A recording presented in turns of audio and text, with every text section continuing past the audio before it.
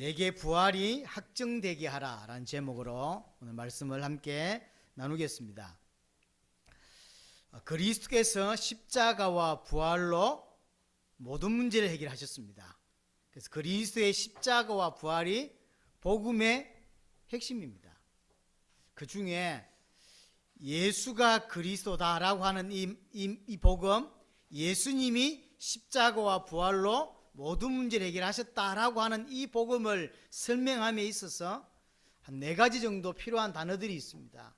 첫 번째는 그리스도인데, 인간이 문제가 생기자마자 하나님께서 인간을 위하여 한 가지 약속을 주십니다. 그 이름이 그리스도죠. 그리스도란 말은 표면적으로는 기름 부음 받은 자라고 하는 뜻입니다. 기름 부음 받은 자는 3가지 역할을 한다는 의미예요.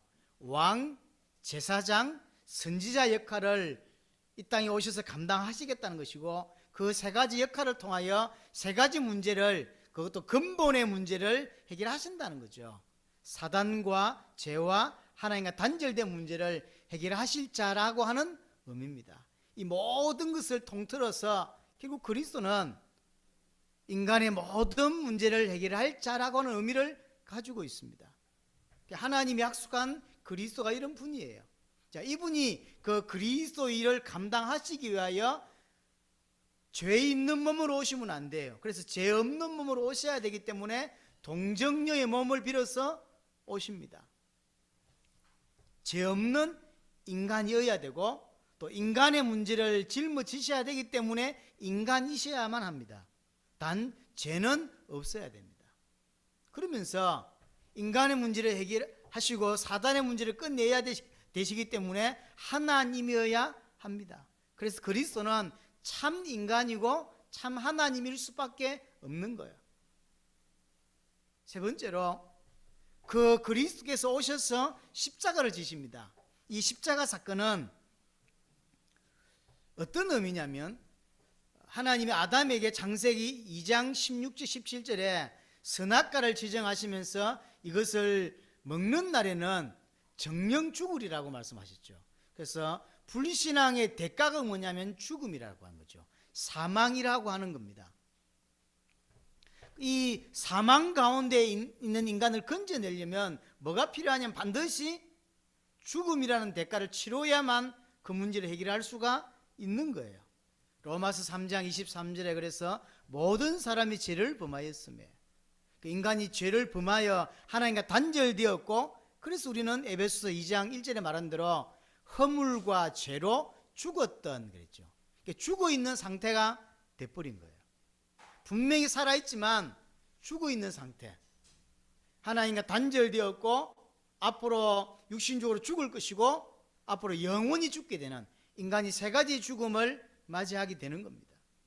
이 문제를 해결하려고 하니까 죄 없는 자가 대신 죽어야만 돼요. 왜냐하면 창세기 2장 17절에 불신앙의 대가는, 불순종의 대가는 죽음이에요. 그러니까 죽음이라는 걸 대신 짊어져 줘야 사실은 그 문제에서 해방될 수 있는 거예요. 그래서 하나님이 레위기 17장 11절에 이렇게 말씀하시죠. 생명이 피에 있으므로 피가 죄를 사한다. 그러니까 어떤 것으로도 인간의 죄 문제는 해결할 수가 없습니다. 죄 없는 자가 대신 죽어야만 돼요. 왜냐하면 인간이 지은 죄의 대가는 죽음이기 때문에 그렇습니다. 선행으로 또는 다른 열심으로 또는 다른 것으로 해결할 수 없는 게 인간의 죄 문제예요. 인간이 하나님과 단절된 문제입니다. 그래서 반드시 죽음이라고 하는 대가를 치러야 합니다. 그런데 죄 있는 자는 소용이 없습니다. 죄 없는 자야 합니다. 그래서 동정녀의 몸으로 오실 수밖에 없는 거예요. 히브리서 9장 22절에 말한 대로 피 흘림이 없은즉 사함이 없는 거예요. 죄 없는 자가 피 흘려 죽지 아니하면 죄 문제 해결할 수가 없고, 나는 죄에서 빠져나갈 수가 없는 거예요. 그래서 그리스도께서 죄 없이 오셔서 십자가라고 하는 사건을 통하여 히브리서 2장 14절에 말한 대로 사망으로 말미암아 사망의 세력을 잡은 자 곧 마귀를 없이 하는, 쉽게 말하면 그리스도의 십자가 사건으로 사단의 문제를 해결하시는 것이고, 히브리서 9장 12절에 말한 대로 더 이상 짐승의 피가 아닌 오직 자기의 피로 영원한 속죄를 이루시는 것입니다. 그리스도께서 십자가에 죽으심으로 제 문제를 영원히 끝낸 거죠. 어느 정도 끝내면 단번에 영원이라고 표현했어요. 그래서 히브리서 10장 19절 20절 표현한 대로 하나님 만날 수 있는 새롭고 산 길을 자기 육체를 찢으심으로 열어놓으신 거야. 그 어떤 것으로도 안 됩니다. 종교도 안 되고 어떤 것으로 안 돼요. 그리스도께서 자기 육체를 찢으심으로만 하나님 만날 수 있는 길을 여신 것이죠. 그리고 그분이 부활하셨습니다. 부활했단 말은 여러 가지 의미가 있죠. 사망을 이기셨단 말이고, 사망을 이겼다는 이야기는 하나님이란 말이고, 오늘 고린도서 15장 17절, 우리가 17절 안 읽었는데 17절 한번 보겠습니다. 17절 이렇게 되어 있습니다. 그리스도께서 다시 살아나신 일이 없으면 너희의 믿음도 헛되고 너희가 여전히 죄 가운데 있을 것이요. 그리스도께서 죽으셨다가 다시 살아나시지 않으면 우리가 믿는다고는 그 믿음도 헛된 것이고 우리는 여전히 죄 가운데 있다라고 표현하고 있습니다. 죄는 분명히 십자가로 해결합니다. 그런데 여기에서 바울은 뭐라고 표현하냐면 부활을 하지 않았으면 우리는 아직 죄 문제 해결 안 됐다라고 표현을 하고 있어요. 무슨 뜻이냐면 부활은 그리스도께서 지신 십자가가 확실했다 또는 완전했다, 퍼펙트했다라고 하는 하나님의 확정이 부활이에요. 부활 못했단 말은 그분이 그리스도가 아니거나 혹시 그리스도였다 할지라도 그가 지신 십자가는 하나님 보실 때 불안한 거예요. 불완전한 거예요. 그래서 부활하지 않았다는 이야기는 인간은 여전히 죄 가운데 있을 수밖에 없다라는 말이에요. 복음을 이야기할 때 중요한 네 가지 요소죠. 우리에게 그리스도가 필요하고 그 그리스도가 동정녀의 몸을 통하여 오셔야만 한다고, 그분이 십자가 죽으심으로 인간의 모든 문제를 끝내실 수 있는 것이고 그분이 부활하심으로 실제로 그것이 완전했다고 하는 확정이 되는 것입니다. 자, 우리는 이 사실을 알고 있습니다. 자, 오늘 이것을 두고 이 부활 사건, 주의 부활 사건이 내 삶 속에 깊이 개입되어야 되는 것을 보고 우리는 믿음이라고 표현해요. 그냥 아는 게 아닙니다. 부활 사건이 내게 개입되어 들어와야 돼요. 내 사건이 되어야 돼요. 이걸 다른 말로 오늘 저는 이걸 확정이라고 표현했습니다. 확실하게 증명됐다는 거죠. 확실하게 확인됐다는 거예요. 오늘 부활 사건이 그냥 지식이 아니라 나의 사건이 되어졌을 때만 성경에서 말하는 그 삶을 살아낼 수가 있습니다. 자, 보세요. 자, 베드로를 한번 보겠습니다. 부활이라고 하는 사건의 본인의 인생의 삶에 개입되지 않았을 때 베드로입니다. 여러분들 아시다시피 베드로는 원래 세례 요한의 제자였어요. 그러니까 그 전부터 나름 어떤 종교성이라든가 아주 열정이 있었다고 볼 수 있습니다. 직업을 가지고 있으면서 세례 요한의 제자였고 자기의 동생 안드레를 통하여 예수님을 만났던 인물이 베드로였고요. 결국 예수님을 만나서 제자가 되었고 그것도 말 그대로 수제자가 된 인물이 베드로입니다. 우리 뭐 잘 아는 대로 3년 동안 예수님과 동거동락하면서 예수님이 하신 모든 것들을 봤던 인물이 베드로입니다. 기적을 봤어요. 물 위로 걸어가는 것도 봤고 본인은 물 위로 걸어본 적도 있고 죽은 자를 살리는 것도 봤고 귀신을 쫓아내는 것도 봤고 예수님이 하신 모든 기적을 다 봤던 인물이 베드로입니다. 그리고 예수님이 하신 말씀을 정확하게 들었던 인물. 어떤 성경 표현에는 일반 선지자의 말씀과 같지 않다라고 했어요. 엄청 힘이 있는 말씀이고 일반 사람들이 하는 말과 다른 말씀이라고 표현되어 있어요. 이런 말씀을 3년 반 동안 들었고 기적을 봤던 인물이에요. 그래서 드디어 마태복음 16장 16절에는 예수님을 보고 처음으로 당신은 우리가 그렇게 기다렸던 그리스도고 하나님의 아들이십니다라고 하는 그 고백, 그 엄청난 고백.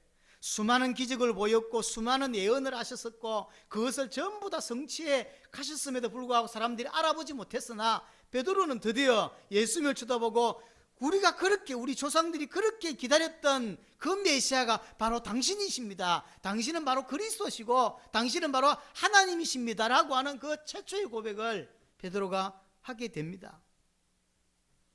이분이 베드로예요.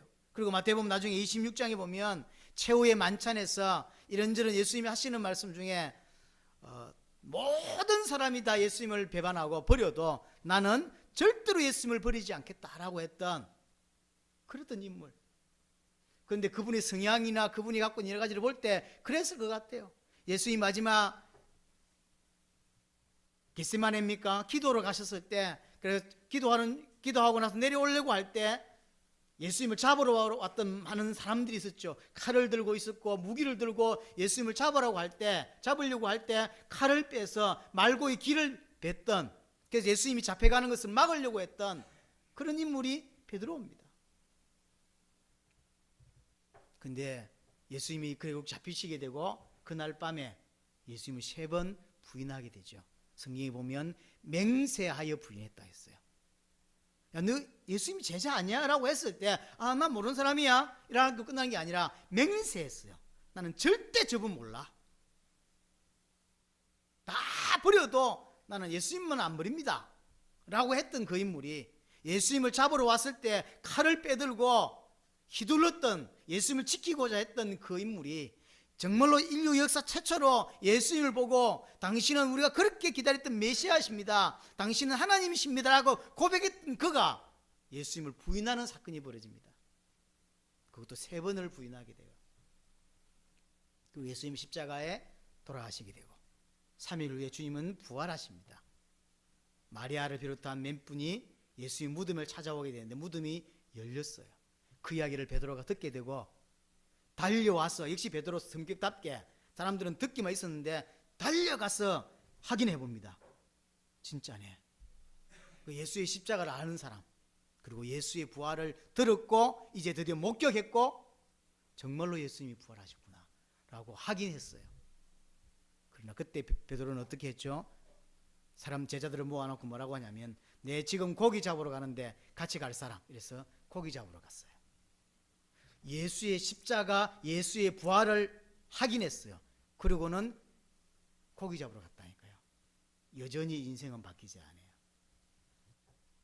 예수의 십자가를, 정확히 말하면 예수의 기적을 3년 반을 봤고요, 예수의 말씀을 3년 반 들었고요, 예수님을 그리스도라고 고백했고요, 예수의 십자가를 바라봤고요, 예수의 부활을 확인한 사람이에요. 그럼에도 그 인생은 바뀌지 않습니다. 예수가 부활했다는데 감동이 되질 않아요. 예수가 부활했다는데 인생이 바뀌질 않아요. 고기 잡으러 간다니까요. 우리 또 한 사람을 한번 보겠습니다. 누가복음 24장을 한번 보겠습니다. 누가복음 24장에 13절부터 보면 여기 이제 엠마오로 가는 동네로 가는 제자들이 2사람 나옵니다. 13절에 그날에 그들 중 둘이 예루살렘에서 25里 되는 엠마오로 하는 마을로 가면서 이 모든 된 일을 서로 이야기하더라. 15절에 그들이 서로 이야기하면서 문의할 때에 예수께서 가까이 이르러 그들과 동행하시나 그들의 눈이 가리워져서 그인 줄 알아보지 못하거늘 예수님께서 묻습니다. 너희가 길 가면서 서로 주고받고 하는 이야기가 무엇이냐 그랬더니 2사람이 슬픈 빛을 띠고 머물러 서더라. 지금 이 사람들은 예수님 십자가 죽으신 걸 보고 예수님이 죽었어? 그래서 엠마오로 간 게 아니에요. 이 사람은 학자들이 말하면 70인 제자인 것 같습니다. 그러니까 12사도는 아니지만 12제자는 아니지만 예수님 3년 반 공생애 동안 늘 함께 다녔던 사람들이 70명이 더 있습니다. 12제자는 아니지만, 그러니까 사실은 사도들하고 똑같은 역할을 했고 똑같이 다녔던 인물들이에요. 거의 비슷한 사람들이에요. 근데 예수님이 십자가 돌아가셨다고 그때 낙심을 해가지고 어떻게 예수님이 죽을 수 있지? 이래서 엠마오로 간 게 아니에요. 십자가 죽고 3일 만에 그 주님이, 자기 스승이라고 보는 그 주님이 살아났다는 이야기를 들었어요. 듣고 엠마오로 가고 있는 거예요. 십자가를 알고 부활을 아는데 인생은 안 바뀌어요. 그냥 어느 날 갑자기 예수님이 죽네? 그 막 무성한 말들이 많고 뭐 이런 말들이 많더니 어느 날 십자가에 죽네? 이러는 사람이 아니고 3년 반을 예수님을 따라다녔다니까. 베드로, 그 다음에 엠마오로 가는 두 사람, 3년 반을 예수님의 말씀을 들었고 동거동락을 했고 동행했습니다. 그의 기적을 받고 그를 향하여 신앙 고백했던, 그래서 드디어 그가 또 예수님이 살아있을 때 자기가 죽을 거란 이야기를 여러 번 했어요. 특별히 마태복음 16장 16절 이후에 드디어 죽는다는 이야기를 하기 시작하십니다. 왜냐하면 그것 때문에 왔기 때문에, 죽으러 왔기 때문에 죽는다는 이야기를 했었어요. 갑자기 어느 날 죽은 것이 아니라 죽는다는 이야기를 했다니까. 그래야만 너희의 문제가 끝난다는 걸 이야기를 하셨어요. 그러다 어느 날 십자가에 죽으셨다고. 그러면 드디어 말씀이 성취됐구나. 구약에서 메시아가 오시고 그 메시아가 나무에 달려 저주받는다고 말했는데 역시 예수님은 메시아셨구나 라고 깨닫는, 라고 믿어야 되는 거 아닙니까? 근데 그렇게 믿지 않아요. 십자가 죽고 부활하셨어요. 부활했는데 엠마오로 가요. 부활했는데 베드로는 고기 잡으러 가요. 인생은 바뀌질 않아요. 여전히 그 삶, 여전히 갈등 속에, 여전히 그 예수의 십자가 부활이 나와 관계가 없어요. 예수의 십자가 부활이 내 인생을 바꾸지 못하고 있어요. 이것이 제자들의 모습이고 제자들의 신앙입니다. 예수의 십자가를 받고, 예수의 기적을 받고 말씀을 들고 십자가 부활을 다 받는데도 왜 그러냐면 아직까지 이 사람들에게 신앙은 지식에 불과해요. 예수의 십자가, 예수의 부활, 지식에 불과합니다. 이런 모습이 실제로 전 세계 기독교인의 모습인 것 같아요. 여전히 신앙은, 믿음은 지식이고 실제로 하나님의 존재를 믿고 주의 십자가와 주의 부활을 믿지만 주를 위해 살 수 없는 인생, 그게 지금 전 세계 성도들의 모습인 것 같아요. 별반 다르지 않습니다. 베드로의 모습, 3년 반 동안 예수님을 따라다니고 기적을 받고 그가 그리스도라고, 그를 그리스도라고 고백했고 그의 십자가를 받고 그의 부활을 확인했어요.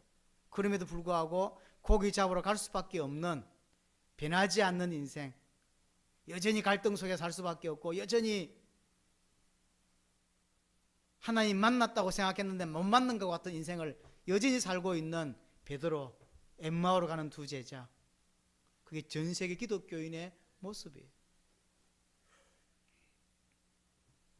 이게 뭐라고 표현할까요?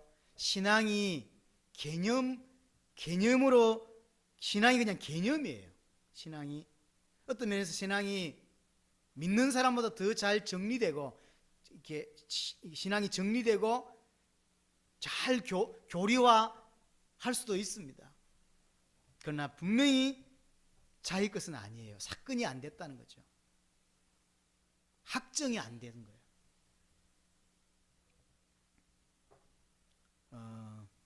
여러분에게 잊을 수 없는 혹시 사건들 없습니까? 다른 사람은 그날 그냥 지나가지만 그날은 본인에게는 많은 걸 느끼게 만들죠. 그런 날이 있어요. 제가 늘 가끔씩 이야기하지 않습니까? 우리는 손수건을 10,000개를 갖다 줘도 눈물이 안 나잖아요. 어떤 사람은 손수건 하나에 운다니까. 왜 그러냐면 사건이 있는 날이에요.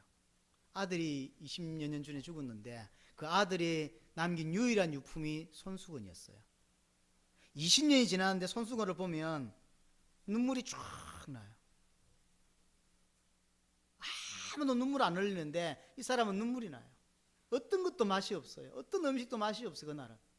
다른 날은 모르겠는데 그날은 죽은 지가 20년이 지나고 죽은 지가 30년이 지났는데 너무 생생해요. 그 사람은 사건이 된 거예요. 그 아이 일이. 십자가가 똑같아요. 부활이 똑같습니다. 하나님 만난 적이 30년 지났는데 어제 금방 그 사건이 있었던 것처럼 가슴이 애리고요. 눈물이 나고요. 똑같은 거예요. 베드로, 엠마오로 가는 제자, 그 외에 기록되지 많은 제자들이 분명히 주의 말씀을 들고 주의 기적을 체험했고 주님을 그리스도로 고백했고 십자가를 확인했고 부활을 확인했어요. 빈 무덤을 통하여 부활을 확인했다니까. 그럼에도 인생은 변하지 않는, 왜냐하면 확정되지 않는 거예요. 사건이 되지 않는 거예요. 내 가슴을 움직이는 그런 사건이 되지 않고 있는 거죠. 뭐라고 표현할지 모르겠지만 이런 것 같습니다. 저는 수영을 못합니다. 걸어 나와야 돼요. 어디 빠지면 그냥 걸어서 나와야 되는데 가까우면 괜찮은데 좀 멀면 죽는 거죠. 수영을 근데 책으로 공부할 수 있습니다. 박태환이가 하는 수영을 딱 보면서 제가 여러분을 설명을 잘 할 수 있다니까요. 오른팔을 이 45도 각도로 당길 때 얼굴은 왼쪽으로 파 한다. 이렇게. 그 다음에 두 번째 왼팔을 쫙 뻗어서 45도로 당길 때 오른쪽으로 파 한다. 이렇게 이제 설명을 하는 거 들으면 여러분들 들으면 와 수영은 그런 거구나라고 충분히 이해할 수 있더라. 충분히 이해할 수 있더라. 설명할 수 있다니까. 잘 배우면. 신앙이 그와 같아요. 예수님이 이 땅에 오시고 십자가에 지시고 부활하시고 이런 것들을 설명을 잘 할 수 있지만 그것이 내 사건이 안 돼 있는 거죠. 내게 확정이 안 돼 있는, 마치 내가 수영을 책으로 공부한 것 같아. 그래서 누구보다 수영을 잘합니다. 어떻게 쳐야 된다는 걸 잘 알고 그때 다리를 어떻게 흔들면 된다는 것도 잘 알아요. 그런데 물을 딱 집어넣었더니 꼬르륵 빠지네. 예수를 그리스도로 믿는데 근데 현장에 나가면 꼬르륵 이렇게 되는 거예요. 마치 베드로가 주의 십자가 부활을 확인하고도 고기 잡으러 가는 거예요. 인생은 바뀌지 않아. 십자가 사건과 부활이 나하고 뭔 관계가 있다고? 아무 관계가 없는 거예요. 아휴, 3년 반 내가 모셨는데 어디 가셨지? 이 정도일까? 아쉽다, 기억난다, 보고 싶다, 뭐 이 정도일까요? 그 이상은 아닌 거예요. 아, 보고 싶다 이러면서 고기 잡으러 가는 거죠. 그때 내가 예수님 말씀 듣고 무리를 한번 걸은 적이 있었는데 기억나네. 이 정도? 전 세계 기독교인의 신앙이 이와 비슷합니다. 베드로가 주님의 십자가와 부활을 받지만 인생은 변하지 않고 고기 잡으러 갈 수밖에 없는 그 인생. 엠마오로 가는 두 제자가 3년 반을 예수님을 모셨고 그의 모든 행적을 알고 있고 십자가를 받고 부활을 확인했어요. 그러면서 슬픈 빛을 띠며 엠마오로 가고 있습니다. 그러면 그 옆에 누가 나타났는데 이 사람이 예수라는 걸 몰라 지금. 그래서 어디서 어디로 가냐 물었더니 예루살렘에서 엠마오로 가고 있는데 그럼 가면서 하는 이야기가 뭐냐 물었더니 당신 어디서 왔는데 이 사건을 모르냐며. 전국 모든 사람이 다 아는 사건인데 그걸 모르냐며 라고 반문합니다. 자기들은 잘 아는 거죠. 3년 반을 예수님을 모셨고 십자가 부활 너무 잘 압니다. 근데 이 사람이 이게 함께 간 이 사람이 갑자기 나타난 이 사람이 모른다고 하니까 그걸 이해 못하는 거죠. 그럴 만큼 잘 알고 있다니까요.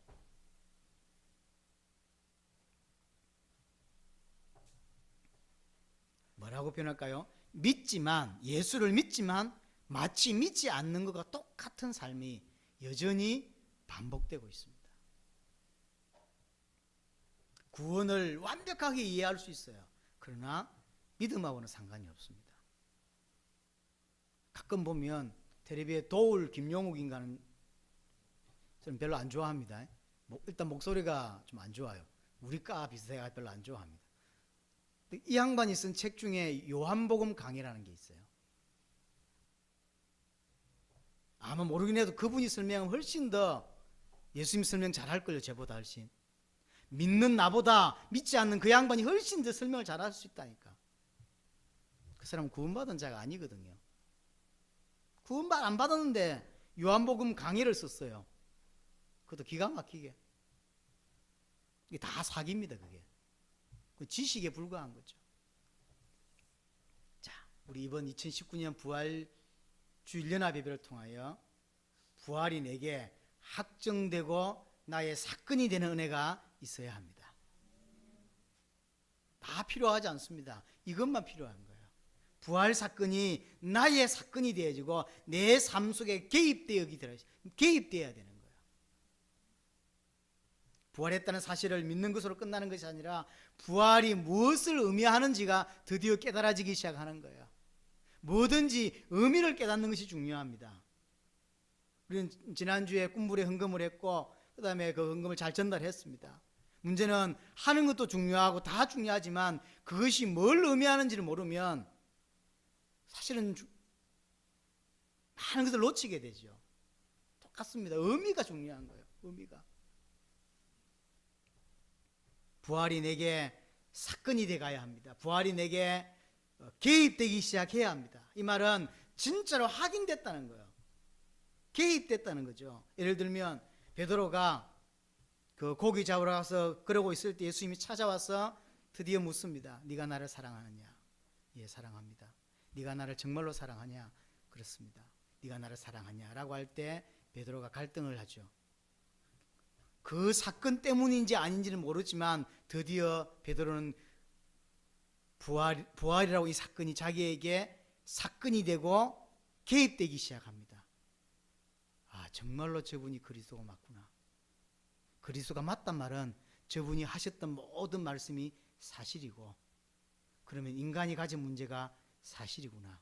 인생은 그리스도가 필요한 게 맞구나. 저분이 그리스도구나 라고 보여지기 시작하는 거예요. 믿어지기 시작합니다. 우리에게도 마찬가지입니다. 이 부활절 연합예배를 통해 말씀을 듣고 하나님을 예배하는 중에 부활 사건이 내게 점점 확정되고 개입되는 일이 벌어져야 합니다.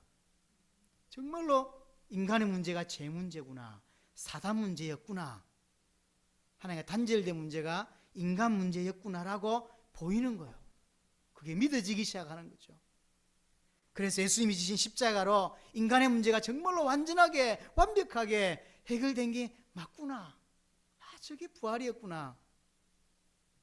그래서 부활했단 말은 사망을 이겼단 말이고 사탄을 이겼단 말이고, 그래서 그가 그리스도란 말이구나 라는 게 정말로 보이고 믿어집니다. 그 말은 내 문제가 정말로 끝이 났구나. 하나님이 내 인생을 책임지시는구나.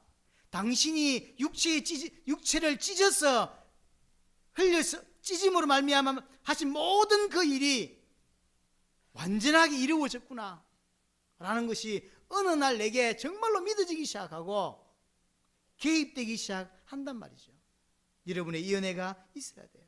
그래서 이것이 점점 쌓이면 어느 날 예수가 그리스도라는 복음으로 나를 사로잡는 일이 벌어져요. 자, 제주들의 진주에서 이게 방화 사건 때문에 5명인가 죽었죠. 그러니까 뭐 생각에 사로잡혀 가지고는요 그렇게. 그러니까 미안한 기자가 묻죠. 좀 미안한 거 없습니까? 그러니까 자기도 10년 동안 너무 고통을 당했다는 거예요. 그런 이야기를 하잖아요. 생각에 사로잡히면 그런 일이 벌어지는 거예요. 어느 날 계속 우리가 주일날 말씀을 듣는 중에 점점 예수가 그리스도라고 하는 이 복음이 우리 인생을 사로잡고 우리의 생각을 사로잡는 날이 오는 거예요. 하나님 그걸 원하시는 겁니다. 자, 그럼 이렇게 사로잡히고 정말로 예수의 부활이 나의 사건이 된 사람들, 내 인생에 그 부활이 개입된 사람들의 인생을 한번 살펴보겠습니다. 초대교회를 한번 봅니다. 사도행전을 한번 보겠습니다.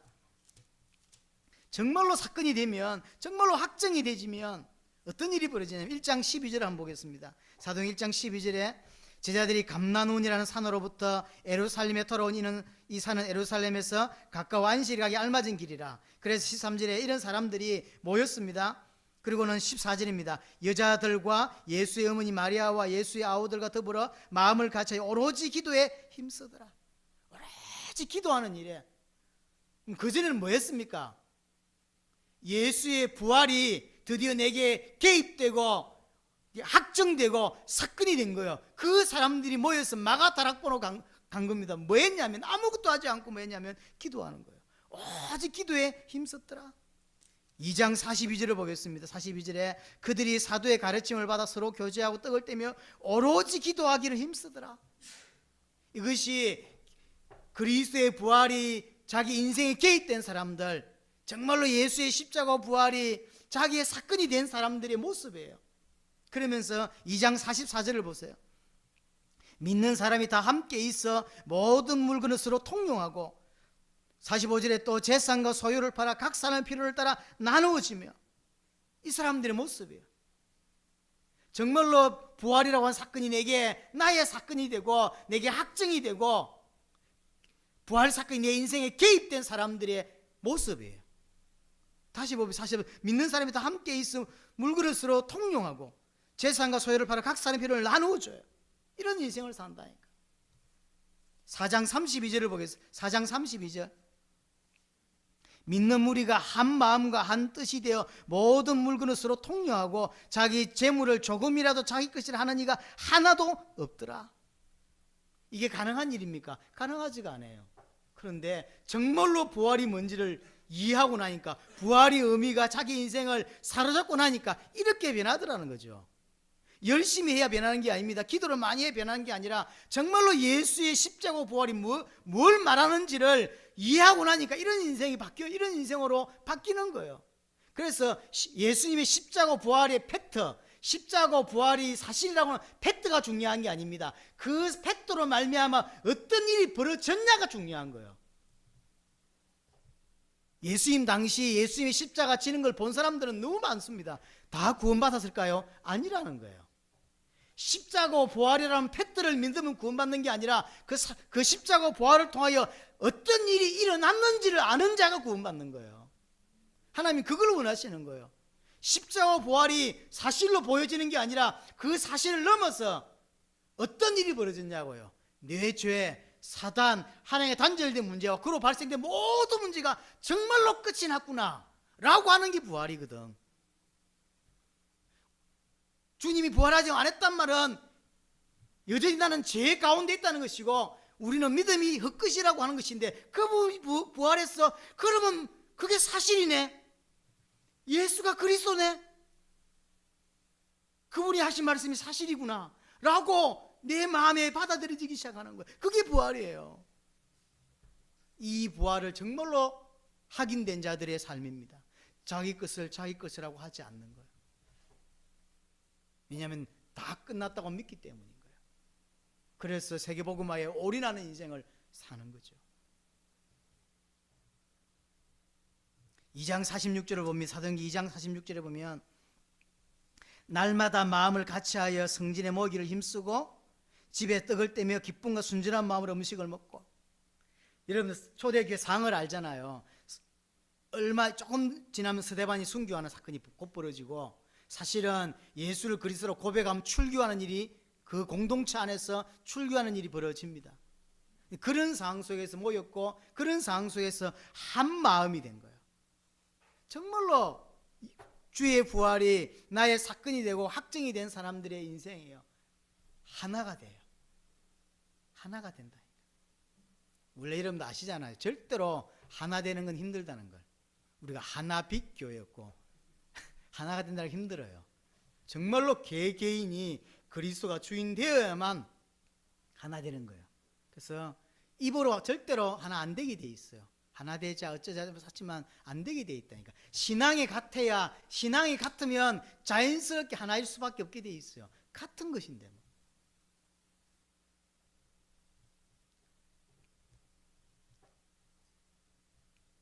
그래서 정말로 기도하고 올바른 헌신을 할 줄 알고, 그러면서 한 마음이 됩니다. 그러면서 1장 8절에 말한 대로 오직 성령이 너희에게 임하시면 너희가 권능을 받고 예루살렘 온 유대 사마리아와 땅끝까지 내 증인이 되리라고 말씀하셨는데, 그것이 자기 삶의 방향이 될 수밖에 없는 거예요. 진짜로 이것이 자기 인생의 방향이에요. 5장 42절을 봅니다. 5장 42절에 보면 그들이 날마다 성전에 있든지 집에 있든지 예수는 그리스도로 가르치고 전도하기를 그치지 아니하니라. 인생의 방향인 거예요. 이렇게 돼요. 주의 십자가와 부활이 그냥 일로, 사실로 보여지는 것이 아니라 그것이 나에게 개입되기 시작하고 나의 사건이 되기 시작하는 거예요. 이렇게 생각해 보세요. 우리 장로님은 이제 아이들이 다 출가했고 결혼을 했는데, 결혼식을 예를 들어서 오후 4시에, 토요일 오후 4시에 결혼식을 딱 하는데 신랑이 시간 맞춰 가면 되지 이러면서 3시간 50분 좀 도착하면 어찌 될까요? 그 개념 없는 놈이라고 막 야단치겠죠. 그렇잖아요. 만약 이제 아버지가 이제 장로님이 자기 아이들 결혼시키는데 내가 결혼하는 것도 아니고 뭐 늦게 가면 어때? 뭐 시간 맞춰 가면 되지. 50분쯤에 딱 가면 사람들이 막 난리를 치겠죠. 그게 의미를 아는 거가, 결혼이라고 하는 의미를 아는 자와 결혼을 그냥 참여해야 되는 사람의 차이거든요. 나온 짐의 이야기 한번 하자면, 가끔 여러분들 보면 예배도 그런 것 같아요. 예배가 축제가 되어져서 좀 일찍 나와서 서둘고 막 기쁘죠. 막 어떤 사람은 항상 5분 전에 도착하고 이러죠. 의미를 모르는 건지 아니면 너무 바쁜 건지 모르겠지만 생각 많이 해야 돼요. 의미를 안다는 건 다른 거예요. 의미를 안다는 건 많은 거 달라져요. 베드로를 한번 보겠습니다. 베드로가 사도행전 3장 6절에 보면 옛날 고기 잡으러 갔던 그 베드로가 아니에요. 예수의 십자가 부활을 하긴 하고도 고기 잡으러 갔던 그 베드로가 아닙니다. 3장 6절에는 안전뱅이 사건입니다. 안전뱅이가 일어났는데 베드로가 뭐라고 합니까? 은과 금은 내게 없다. 내게 있는 것으로 네게 준다라고 하면서 안전뱅이를 일으키는데 안전뱅이가 일어나 버렸죠. 이게 베드로가 한 사건이에요. 그리고 사도행전 3장에 보면 한 번의 메시지로 5,000명이 돌아오는 일이 벌어집니다. 이게 십자가와 부활이 자기의 사건이 되고 자기 인생에 개입된 사람들의 인생이 이렇게 변하는 거예요. 사도행전 4장은 더 놀랍습니다. 우리가 사도행전 4장 12절은 잘 알죠. 천하에 구원받을 만한 다른 이름을 하나님이 주신 적이 없다라고 했던 고백입니다. 메시지입니다. 그러나 더 중요한 건 뭐냐면 이게 어디에서 했냐는 거예요. 바로 그게 산헤드린 공회입니다. 여긴 어디죠? 예수님을 십자가에 못 박으로 결정했던 곳이에요. 그럼 베드로가 말 한번 잘못하면 사형이 당해요. 사형당할 수 있는, 감히 예수님도 죽였는데 그 쫄개들이야 말할 것도 없죠. 다 죽일 수 있는 사람들이에요. 그 앞에서 한 말입니다. 다른 이로서는 구원을 받을 수 없나니 천하 인간의 구원 얻을 만한 다른 이름을 하나님이 우리에게 주신 일이 없다. 그게 베드로의 고백이에요.